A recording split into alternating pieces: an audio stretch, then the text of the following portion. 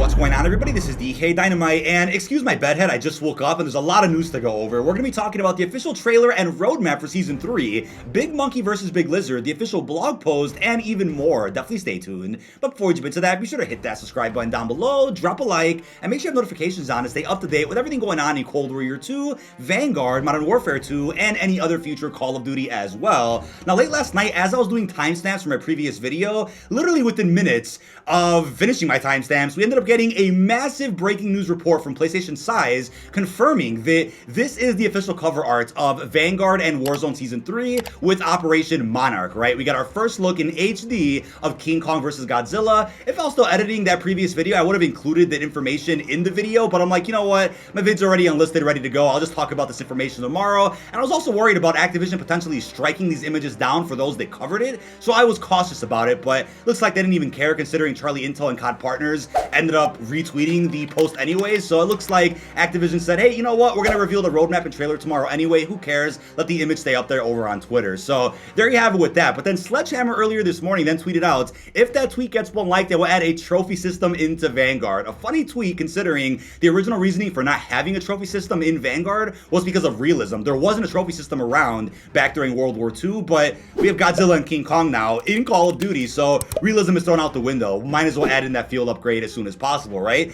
But now when it comes to the official CGI trailer for Operation Monarch that we got earlier today, it's gorgeous looking. I mean, it's to be expected, right? King Kong and Godzilla, two massive CGI characters. You'd hope for a high budget cutscene, right? That's exactly what we got. I'm still wondering if this is some type of side marketing for the upcoming sequel to Godzilla vs. Kong, which already got rumored. Articles out there suggest that the movie's being filmed right now, so I'm assuming by the end of the event, maybe we'll get a full trailer for the upcoming movie. I'm actually a big fan of Godzilla vs. Kong. The movie was great in my opinion, and I'm also a fan of the rebooted timeline with Godzilla 1 and 2, Kong Skull Island, and the movie where they fight each other. So looking for a fifth movie in that current canon at some point throughout maybe 2022 or early 2023. We'll have to wait and see. Now, the fact that Operation Monarch begins May 11th kind of answers a question that I had before, right? Because the current rumor is that on April 30th or around that time, we're gonna get some viral marketing for the second Modern Warfare game. So I'm like, wait a second, Season 3 begins the 27th, 3 days before that. How's this all gonna work? Well, it's gonna give Infinity Ward a good week or so to do whatever they want, you know, teasing Modern Warfare 2, logo reveal, teaser trailer,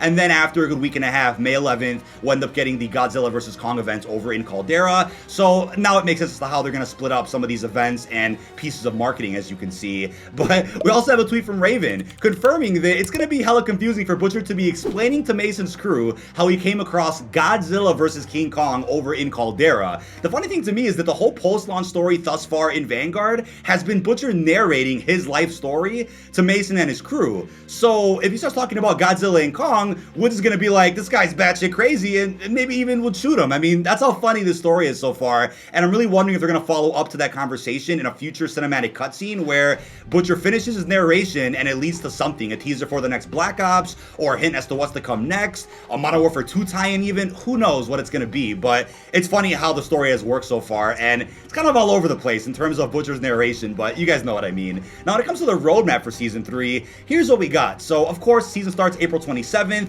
but as a reminder, it was confirmed today in the roadmap that April 26th, 9 a.m. Pacific is the update for Vanguard, 27th, 9 a.m. Pacific is the update for Warzone. So that's confusing considering there isn't much going on aside from Operation Monarch in this roadmap. A lot of the content on here is very centered around not only Operation Monarch, but paid content, bundles, right? I mean, for the Warzone side, we have our new points of interest, the Gulag, new gameplay, which I think means lootable perks, similar to how Blackout did it, Caldera Iron Trials, and then we of course have the crossover bundle event skins. And they look like just outfits or cosplay skins for existing characters like Mateo. They're not standalone operators, if that makes sense. The Godzilla one looks great, and the fact there's a Mechazilla one has me thinking that Mechazilla will play a role in this event at some point later in Season 3. We'll talk more about that later. And then for the weapons bundles operators, we got two weapons that launch, one in season. We have a Tread Lightly Mastercraft, which really looks like the Mecha Menace Mastercraft that I'm using right now in the background gameplay. Kind of confused on why it looks so similar, but I'm actually a fan of the Mecha Menace. I'm using it right now and I had a lot of fun getting this gameplay for you guys. But aside from that, we also have a Hellhounds Mastercraft, so I guess that'll be enticing for Zombies fans. And then for operators, Mateo, Florence, Kim Tae-young. Hopefully they say a line in the damn cutscene at some point soon. And then for Vanguard altogether, it's a bit depressing. I know, we'll go more in depth with why that is later in the video, but one map at launch, one in season, the trophy system, and then the ranked player rewards confirmed by Treyarch. So not even a new mode for multiplayer. That kind of tells you that Vanguard's kind of on life support and is near the end of his life cycle already, and we're only at season 3, which is insane. So the rumors that it'll get cut off by season 6 are probably legit. Now for Zombies, what do I say, right? Yikes, only 3 boxes with not much, which explains why Activision wanted Treyarch to market the future of Zombies for Cold War and Vanguard in a recent blog post a couple days ago, because they knew the start of season 3 wouldn't offer much for Zombies fans. And we'll go in depth with this later, right? Because some of these boxes seem a bit redundant, and you're gonna be surprised as to why. Just stay tuned for that. But aside from that, it's confirmed in the blog post that lead studios Sledgehammer and Raven, in addition to Treyarch and Toys for Bob, came together to kick off this monstrous season. Now, I will call it a monstrous season just because it's literally a monstrous season with Godzilla and King Kong, but not monstrous in terms of content, at least not for Vanguard, right? Warzone's pretty much the center of attention for this season, as it was in season 2 as well, and it looks like Vanguard's getting even less content this time around than it did in season 2 as well. So I don't think I'm really surprised about that, but I guess that's how you can call this a monstrous season, right? Operation Monarch will probably end up being one of the best, if not the best live event that Warzone has ever seen to this day. But going into the blog post here with Caldera, starting off here, new point of interest, dig site. And this is cool how it's tying into Godzilla lore. I love that. Caldera's kind of a map that just fits that kind of vibe and aesthetic for the Godzilla universe. Runaway is being rebuilt. So Runway is, I think I just called it Runaway, excuse me, Runway. It's being rebuilt. I was never really a fan of this point of interest on Caldera, but let me know how you feel about this down below. Peak's getting some heavy changes too. I mean, Peak was also one of those areas that does have quite a bit of action, but it's frustrating to go to. It's just so much foliage to get to the point of interest itself. It's just a really clusterfuck of an area, so I'm glad they're kind of revamping it a little bit so that it plays a little bit smoother. Lagoon is getting a sandbar, which is Godzilla theme, looks absolutely incredible. And yeah, some other changes were mentioned for the map Caldera. It just isn't a map that resonated well with the community, to the point where it's almost depressing to think about the amount of work that went into this new map, how it's bigger than Verdansk, yet people just don't like it, right? Warzone Pacific in general didn't hit right because of the Vanguard integration as well. The whole thing with the World War II integration just wasn't working this year, so we'll have to wait and see what happens to Caldera in the near future. Will it get removed? Will it get swapped out for Verdansk again before Warzone 2 releases? We don't know. And then we have a new Gulag coming called Hold. Toys for Bob developed this one. So if you weren't a fan of the Gulag over in the coal mines, then we have a new one coming to Caldera at some point soon. And I'm glad that they got rid of the Gulag for Rebirth. I think Resurgence plays better on Rebirth than it ever does for Caldera, but people might disagree with that down below in the comments. I think the Gulag system does work best on the bigger maps if I had to really make a decision about that. Now, they also teased the mid-season 3 update, which is kind of interesting. So they mentioned something mysterious that's underneath Caldera, specifically at the peak, and I just have to guess that's Mechazilla. So something will happen on May 11th with Godzilla and King Kong, the live event of sorts, or the LTM, whatever it is, and then mid-season, something else is going to happen. There wouldn't be a cosmetic for a Mechazilla skin if Mechazilla wasn't going to make some type of appearance in this event at some point. So maybe Season 3 Reloaded will be some other big event where Mechazilla comes out, King Kong and Godzilla team up to fight him like we saw in the movie. That's kind of my guess right now as to what's going on over at Peak. And they also mentioned what looks like a new Rebirth Reinforced LTM involving finding a radio for safe extraction before the final circle closes in. So I'm happy to hear that Rebirth Reinforced will still be getting some pretty healthy updates throughout 2022, specifically during Vanguard's life cycle, even though the map now takes place in 2022, which is the Modern Warfare era. That's crazy to think about. Perseus is still around in present day, which might even be tied into Modern Warfare 2 storyline. Now for Vanguard, we have our one new multiplayer map at launch, Mayhem. Seems to be a movie set, mock-up city of sorts, a 3-lane map as well, multiple destructible environments. I'm getting heavy vibes of Studio, which was Firing Range's remake in Black Ops 2, also a movie set. So this map sounds cool. It looks like it'll be pretty heavily close quarters, so probably not suitable for competitive or ranked play at all. The other map coming in season, or mid-season I guess you could say, is Sphere, another close quarters map. And the thing about these two maps is, look, right? They look okay. The aesthetics of them look promising, I guess, for Vanguard's gunplay and style altogether, but there's not really a reason to play Season 3 Day 1. Unless you care about this one map or the other weapons we're going to talk about, that's really it. It's like I said in a previous video, Day 1 of Season 3, most people will probably be on Cold War Zombies for the Super Easter Egg and the other opportunities that game will offer. That's crazy to think about. And on top of that, these maps will probably be available to play early offline via private matches once the preload goes out this weekend or on Monday, so I'll make a video covering the maps, but other than that, there's just not much going on in Vanguard. And for the new weapons, we have the M1916 Marksman Rifle, the first DLC Marksman at launch. We have the Nikita AVT Assault Rifle also at launch, but then later in season, we have the Junkyard Jet melee weapon, which does look pretty cool, I'm not gonna lie. The bundle's probably cool as well. And we also have the H4 Blixen SMG mid-season. So I like how they distinguish the difference between in-season versus mid-season. In-season will be a couple weeks after the season starts, and then mid-season will be reloaded at some point in late May, early June.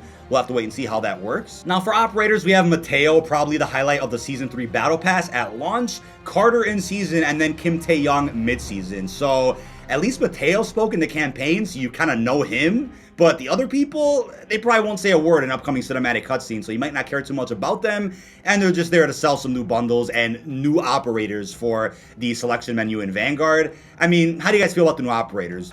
When you look at zombies now, here's the crazy part. They put unlocked challenges there for Battle Pass weapons from last season. So that's already crazy. It just looks like they just needed to put something for zombies and couldn't think of what to put. The seasonal challenges, I guess that's cool if that's your cup of tea for Vanguard Zombies, but yeah, I mean, I'm hoping for a separate Cold War roadmap at some point over the next few days, or maybe even on the day of Season 3 starting, right? Another thread of content with specific dates of when things are coming out, or even a roadmap showcasing all the new bundles, modes, maps even, for the upcoming season of content for Black Ops Cold War. It'd be cool to see an official year 2 roadmap for a game that I love covering. So hopefully we get that, because if not, if you're a zombies only guy, then you might have to wait till Season 4 to get any special roadmap for zombies again, since Numa is probably going to be Season 4 Reloaded, and that's the return of Round Base as well. But that's really it for Vanguard, and I can't believe I'm saying that, because doing videos like this for a new Cold War season, they took a while to do. There was so much to talk about, but this time around, it's like, all right, bundles, bundles, and more bundles. That's really all I could say. If you look at the Season 3 roadmap for Black Ops Cold War, yes, I'm going to be that guy for a second. Look at the comparison. It just shows you what game was healthy at the time with a healthy player count, what game had budget put into it, and what game Activision truly cared about to continue funding additional DLC. Vanguard looks like, that it's at the end of its life. It looks like this is like a year 2 update for Vanguard. If anything, that's how minimal the content is, which is wild. But yeah, we just had it so good with Cold War that I'll reminisce on it as often as I can, but in a positive way, not a negative way. You guys know what I'm getting at here. Now, I think gaming scooper Alex was trolling over on Twitter today, but I think Attack Dogs would fit very well in Cold War Year 2. That was a rumored killstreak for quite some time last year, and I think if I remember correctly, there were images going around of the alpha build for Cold War multiplayer, and dogs were on there, so we all figured there would be a killstreak of sorts at some point in Cold War's life cycle, but Season 6 didn't end up getting a new killstreak, which was strange, so maybe they'll end up adding that at some point this year, 2022. I wouldn't complain about that, and it's, I believe, the first Black Ops game that didn't have dogs of sorts, besides Black Ops 3, because it's a futuristic game, of course, but yeah, I'm surprised we didn't get that. Maybe that'll be a surprise on an upcoming roadmap for something in the next couple of weeks. We'll have to wait and see. Now, we also have some confirmed additional updates for the season. First off, the ranked play rewards, already confirmed by Treyarch last week. They put that in the blog post today. Modern Warfare file sizes, so they are going to be adjusting the base game size if you have the game on console. And of course, the game is massive considering Warzone is tied to it, but for console-only players, they're going to be adjusting the file size accordingly to make room for the crazy shit that's about to happen with Operation Monarch, so that's cool. And then May the 4th, right? PlayStation exclusive combat pack with a legendary Bushwhacker operator skin for Balan, 2 weapon blueprints, and a bunch of other cosmetics also in there. I got tweeted yesterday asking about this Mountain Dew skin for Vanguard. I don't think it's come out, and it's crazy considering how good the Mountain Dew skin was for Adler in Cold War, but I don't think this skin for Vanguard has released yet. Correct me down below in the comments if that's not the case, but yeah, it's cool that Mountain Dew does these little crossovers every once in a while for Call of Duty, but not surprised that it's delayed or canceled for Vanguard at all.